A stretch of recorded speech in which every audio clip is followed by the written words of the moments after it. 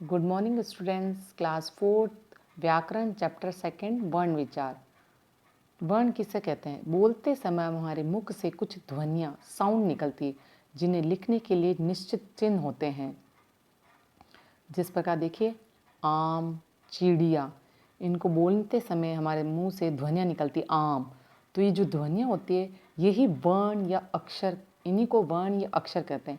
ये भाषा की सबसे छोटी इकाई होती है, अर्थात भाषा की सबसे छोटी इकाई या जो ध्वनि होती है जिसके और टुकड़े नहीं किए जा सकते वर्ण कहलाते हैं। जैसे देखिए हम इसमें आम है तो आम, आ के और टुकड़े कर सकते हैं, आ की मात्रा अलग कर सकते हैं, पर अ के उसके टुकड़े नहीं होते, म के और टुकड़े नहीं कर सकते हैं। तो ये वर्ण सबसे छोटी भाषा की सबसे छोटी इकाई हो गई। और वर्ण के दो भेद होते हैं, स्वर और व्यंजन। स्वर और व्यंजन इसके दो भेद होते हैं। स्वर किसे कहते हैं? जिन वर्णों को बोलने के लिए किसी अन्य वर्ण या ध्वनि की सहायता नहीं लेनी पड़ती उन्हें स्वर कहते हैं। ये स्वर स्वतंत्र ध्वनियाँ। हिंदी भाषा में कुल 11 स्वर हैं। आपको मालूम है ना, मुख्यतः 11 ही स्वर है। अ, आ, ई, उ, ऊ, री, ए, आई, ओ, औ। ये टोटल कितने? 11 स्वर हैं। और ओ, ये अंग्रेजी भाषा से आया है, इसे आगत स्वर कहते हैं। और इसका चिन्ह किस प्रकार होता है? इस प्रकार से होता है। और ये अंग्रेजी भाषा से आए शब्दों के शब्दों में ही इसका प्रयोग होता है, जैसे हॉल, मॉल, बॉल, डॉक्टर आदि। अब एक आपने देखा ना कि जैसे आप देखते हो ना कि मैम इसके ऊपर ये डॉट क्या है, ये डॉट नहीं होता है। अ के ऊपर जो डॉट होता है इसे डॉट नहीं कहते, इसको अनुस्वार कहते हैं। इसे बोलने में नाक की ध्वनि निकलती है। और इसका चिन्ह आप बताते हो ना, जैसे डॉट बिंदु बिंदु की तरह होता है, जैसे हंस, घंटी, सुंदर, पंखा, अंग। अब पंखा, तो ये देखिए अगर हम इसके ऊपर अनुस्वार नहीं लगाएं तो उसका उच्चारण कैसा होगा? पखा। लेकिन हम इसके ऊपर अनुस्वार लगाएंगे तो इसका उच्चारण किस प्रकार होगा? पंखा। इसी प्रकार अनुनासिका वर्ण होता है जिस पर अ के ऊपर चंद्र बिंदु होता है। इसकी साउंड निकालते समय ये मुंह और नाक दोनों से इसकी ध्वनि निकलती है। और इसका कैसे होता है? चंद्र बिंदु के समान होता है। आप कहते हो ना कि इस चंद्र बिंदु बनाए, तो ये कौन सा होगा? अनुनासिक। जैसे चांद, हंसना, आँख, पाँच, गाँव। अभी गाँव देखिए, गाँव के ऊपर हम चंद्र बिंदु नहीं लगाएंगे तो इसका उच्चारण किस प्रकार? गाँव, गाँव होगा। ये अशुद्ध है, तो चंद्र बिंदु लगाने से कैसा होगा? गाँव। इसी प्रकार एक विसर्ग होता है, अ के पास में जो दो डॉट होते हैं, इसकी ध्वनि किस प्रकार निकलती है? ह, ह के साउंड निकलता है। इसे विसर्ग बोलते हैं। जैसे हम देखा ना, दो डॉट होते हैं, जैसे ये देखिए प्रातः, स्वतः, अतः, पुनः। जो दो डॉट है इन्हें विसर्ग कहते हैं और इसकी ध्वनि ह के समान निकलती है। व्यंजन, व्यंजन किसे कहते हैं? जिन वर्णों को बोलने के लिए अन्य वर्णों की सहायता लेनी पड़ती है। स्वर में क्या करते थे कि स्वर में सहायता लेनी नहीं पड़ती थी, व्यंजन में हमें उन वर्णों को बोलने के लिए अन्य व्यंजनों की सहायता लेनी पड़ती है। या फिर ऐसे कह सकते हैं कि सभी व्यंजनों को बोलने के लिए अस्वर का प्रयोग किया जाता है। अस्वर का प्रयोग किया जाता है। स्वर के बिना व्यंजनों को लिखने, यदि हम स्वर के बिना लिखेंगे तो उसके नीचे हल चिन्ह का प्रयोग करेंगे, जिसे हलंत कहते हैं। यहाँ पे देखिए जैसे क, धन अ बराबर क बनाया हुआ है, जैसे क्या होगा? क के नीचे क्या बनाया हमने? हल चिन्ह बनाया है, इसे हलंत बोलते हैं। ये स्वर रहित होता है। अब इसमें हिंदी भाषा के कुल व्यंजन 33 हो गए, 33। अब क वर्ग में क्या आता है? क, ख, ग, घ, ड़। च वर्ग में च, छ, ज, ज, ण। ट वर्ग में ट, ठ, ढ, ढ, ण। त वर्ग में त, थ, ध, न। प वर्ग में प, फ, भ, भ, म। य, र, ल, व ये अंतस्थ व्यंजन होते हैं। और श, स, श, ह ये होते ऊष्म व्यंजन।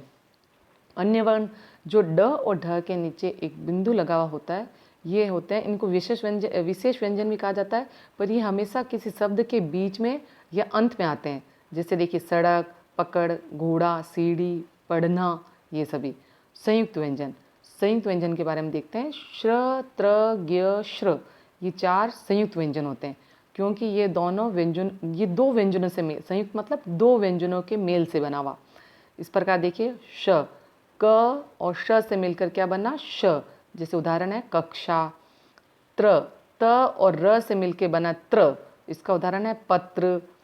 ज्ञ और ज्ञ कैसे बना? ज और न्य से मिलकर बना ज्ञ, ज्ञानी। श्र, श और र से मिलकर बना श्र, तो श्रमिक। तो इस प्रकार के ये संयुक्त व्यंजन हैं। अब श, त्र, ज्ञ, श्र के अतिरिक्त हम दो व्यंजनों को जोड़ के भी संयुक्ताक्षर बना सकते हैं। जिसमें क्या होगा, एक जिसमें इस प्रकार होगा कि पहला अक्षर तो होगा, जो व्यंजन होगा स्वर रहित होगा, और दूसरा व्यंजन होगा स्वर सहित होगा।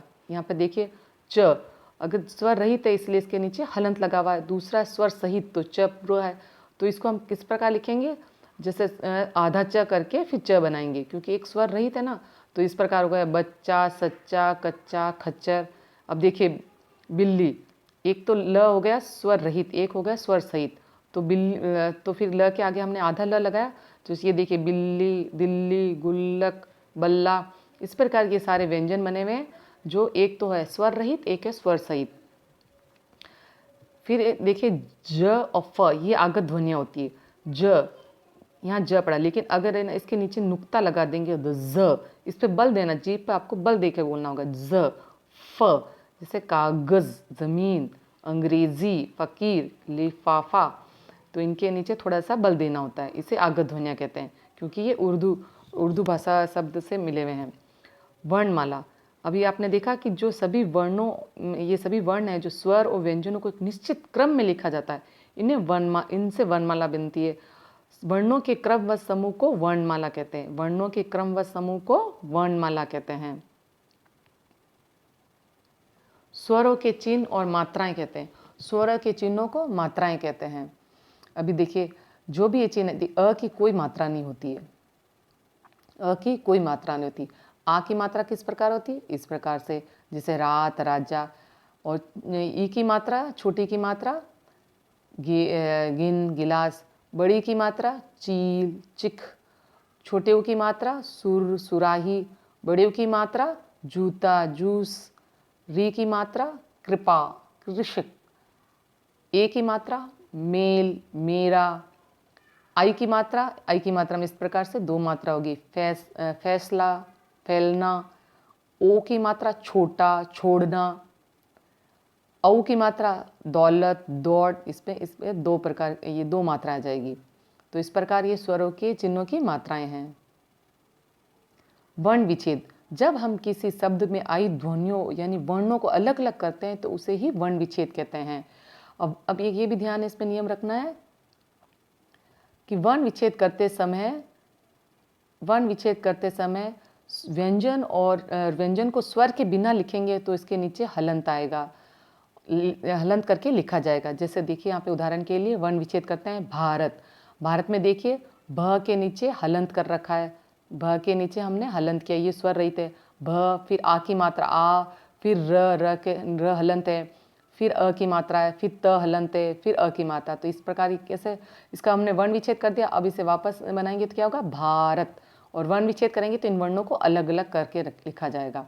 गुलाब, ग के नीचे हलंत किया हमने, फिर ऊ, फिर ल के नीचे हलंत किया आ, ब के नीचे हलंत किया अ।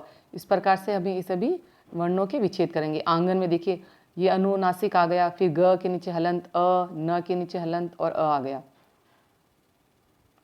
इस प्रकार से ये देखिए उदाहरण, बस, ब, अ, स, अ करा। पुस्तक, प नीचे ऊ की मात्रा, फिर स, त, फिर अ, फिर क, फिर अ। अब यहाँ पर स और त, देखो स क्योंकि आधा है इसलिए इसके नीचे हमने हलंत रखा है, स आधा इसके नीचे इसलिए हमने हलंत रखा है, और फिर त लिखा है।